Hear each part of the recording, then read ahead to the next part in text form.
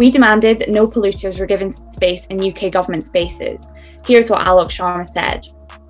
As holders of the presidency, we believe that tackling climate change requires all of society to work together, including businesses. Governments cannot solve the climate crisis alone. Hold on. Companies who profit off of climate change have shown time and time again that they cannot be trusted. You don't work with an arsonist to put out a fire.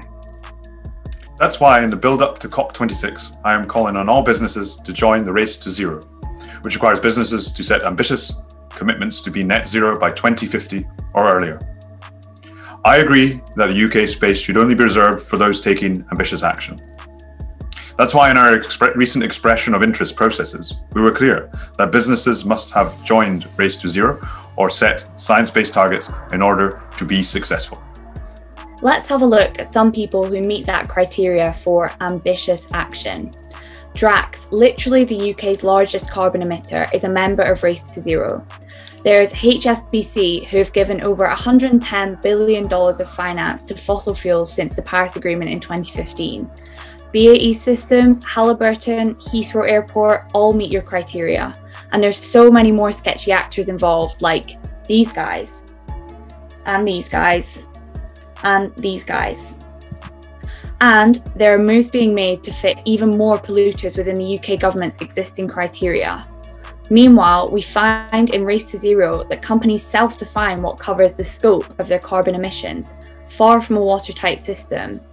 And companies can continue with this shady practice of carbon offsetting by planting some trees, often in poorer countries, to offset their grotesque emissions.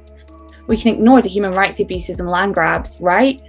When Alok Sharma said things like this to us, we want businesses to become better advocates for the positive vision of the low carbon transition. Or this. In many regions and sectors, the private sector is leading the way, although I recognise that many of the biggest emitters still have a lot more to do. We see a political leader afraid to upset members of the business class by taking a stance against big polluters. This maps on to the last 40 years where our politicians have refused to regulate or challenge big business, and we now see the consequences. Instead, he's left an open invitation for big polluters to enter the tent and set the climate agenda. Perhaps no surprise from a politician that meets out with big polluters continuously.